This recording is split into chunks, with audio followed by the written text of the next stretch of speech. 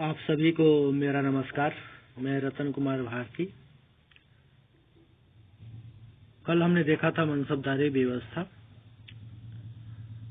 और यह topic MA चतुर्थ सेमेस्टर से है। द्वितीय paper Indian polity and economic in Mughal period का पेपर का टॉपिक है। इसमें हमने कल मनसबदारी व्यवस्था में इसकी कल पृष्ठभूमि पर नजर डाले थे, प्रकाश डाला गया था और अकबर के पहले इसकी स्थिति कैसी थी इसके बारे में चर्चा किया गया था। आज हम अकबर के समय से लेकर अन्य शासकों में इसके परिवर्तन कैसे हुआ और इसकी श्रेणियां कैसी हुई है देखते हैं। यह व्यवस्था दशमलव प्रणाली पर आधारित थी, जिसकी सबसे छोटी इकाई 10 होती थी। और शेष 10 के गुणनफल होते थे। और यह व्यवस्था चंगेज खां से लिया गया था। चंगेज खां की एक मंगोल थे, जिसने अपनी सेना का बंटवारा दशमलव पद्धति पर ही किया था।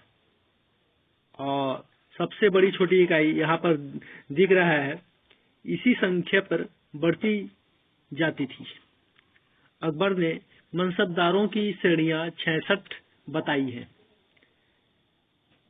और अबुल फजल का आईने अकबरी है, इसमें भी 66 मनसबदारों का उल्लेख हुआ है।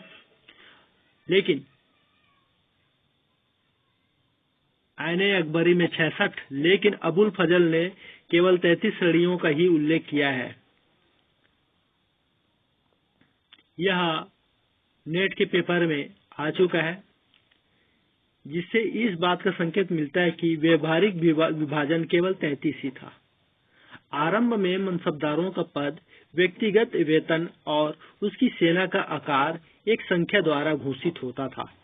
कुछ समय बाद मनसबदार का पद एक जगह 2 संख्या जात अर्थात व्यक्ति के वेतन का पद का बोध होता था और सवार किसे कहते थे, घुड़सवार दस्ते की संख्या का बोध होता था। मतलब कितने घुड़सवार संख्या है इसका बोध होता था, द्वारा घोषित किया जाने लगा। इसकी शुरुआत संभवतः 1595-96 ईस्वी में हुई। पहली संख्या जात मनसबदारों का व्यक्तिगत वेतन, जिसे तलब एक खास और पदानुक्रम में उसकी हैसियत और स्थान निर्धारित होता था।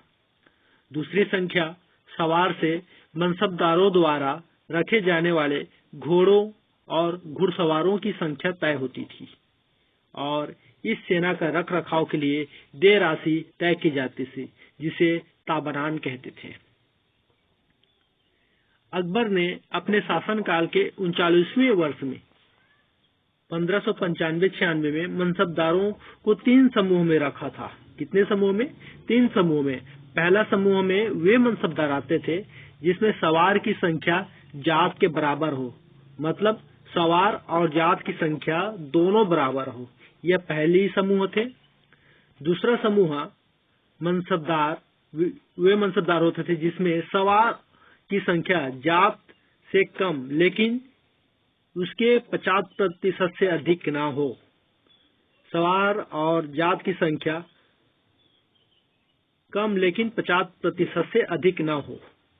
तीसरा समूह है सवार की संख्या जात से कम और साथ ही उसके 50% से भी कम हो। इस तरह से अकबर ने अपने शासनकाल के 39वें वर्ष में मनसबदारी व्यवस्था को 3 श्रेणियों में या 3 समूहों में विभक्त किया था। किसी भी स्थिति में सवार की संख्या जात से अधिक नहीं हो सकती थी। सवार पद जात के बराबर या उसके कम होता था।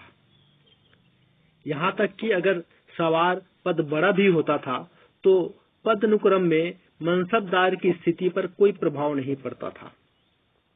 सामान्यतः 5000 से बड़ी मनसबदार मुगल शहजादों के लिए सुरक्षित होती थी, लेकिन अकबर के शासनकाल में हमें इसका अपवाद भी देखने को मिलता है।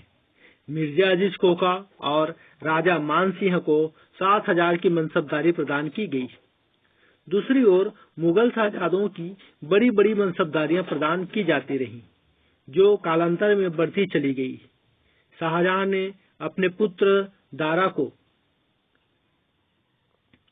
40,000 की मनसबदार प्रदान की थी, जिसे सामूगढ़ के युद्ध 1658 ईस्वी के पूर्व बढ़ाकर 60,000 कर दिया गया। यह पूरे मुगल काल की सर्वोच्च मनसबदारी थी।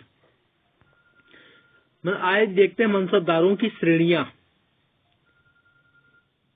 प्रथम श्रेणी में वे मनसबदार थे जिनका जात पद 2500 से अधिक होता था।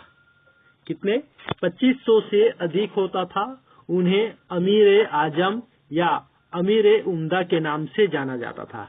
मतलब प्रथम श्रेणी में अमीर आजम, जिसकी संख्या जात पद कितनी होती थी? 2500 होती थी। दूसरी श्रेणी में वे अमीर जिसे अमीर कहा जाता था, इसमें जात पद 2500 से कम व 500 से अधिक होता था। मतलब 2500 से अधिक नहीं होगा, 2500 से कम होगा, लेकिन 500 से अधिक होगा। तृतीय श्रेणी में ऐसे मनसबदार थे जिनका जात पद 500 से कम था। इन्हें मनसबदार करके पुकारा गया। आइए देखते हैं जहांगीर के समय मनसबदारी व्यवस्था में क्या परिवर्तन हुआ। जहांगीर अपने शासनकाल में मनसबदारी व्यवस्था में एक नया परिवर्तन लाया और यह परिवर्तन दुअस्पा और सिहस्पा के नाम से जाना गया। दुअस्पा सिहस्पा बड़ा ही इम्पोर्टेंट है मनसबदारी व्यवस्था के अंतर्गत। ये व्यापम की परीक्षा और नेट की परीक्षा में भी पूछा जाता है। तो आइए देखते हैं द्विअस्पा और सिहस्पा है क्या चीज। द्विअस्पा में मनसबदारों को अपने सवार पद के 2 गुने घोड़े तथा सिहस्पा में मनसबदारों को अपने सवार पद के 3 गुने घोड़े रखने पड़ते थे। मतलब द्विअस्पा 2 गुने घोड़े, सिहस्पा 3 गुने घोड़े। जहांगीर के शासन के 10वें वर्ष में यह पद सबसे पहले किनको दिया गया था? महावत खां को दिया गया था। इस नई व्यवस्था के अनुसार जात की संख्या में बिना परिवर्तन किए सवार की संख्या आंशिक तौर में वृद्धि कर दी जाती थी। संभवतः जहांगीर ने अपने समर्थकों को प्रभावी सैन्य क्षमता बढ़ाने के लिए ऐसा किया था। उसने अपने विरोधियों की शक्ति में बिना कमी लाए अपने उद्देश्यों को पा लिया। इसे लाने के पीछे कुछ व्यवहारिक कारण भी थे, क्योंकि सवार कभी भी जात पद से अधिक नहीं हो सकता था। इसलिए सवार बढ़ाने के लिए जात पद भी बढ़ाना पड़ता था। जात पद बढ़ाने से व्यक्तिगत वेतन के रूप में अतिरिक्त भुगतान करना पड़ता था और इससे राजकोष पर भारी भार पड़ता था। पदानुक्रम परिवर्तित करने से कुलीनों में ईर्ष्या का भाव उत्पन्न होता था, जिससे असंतोष बढ़ सकता था या बढ़ जाता था। इस तरह से मनसबदारी व्यवस्था की भी कई दोष हैं जो हम आगे देखेंगे। और इसके बाद अगला शासक शाहजहां, औरंगजेब के समय में क्या क्या परिवर्तन हुए हैं और इनके क्या दोष हैं, ये हम आपको अगले भाग में या अगले सेशन के चर्चा में बताएंगे आपको। धन्यवाद।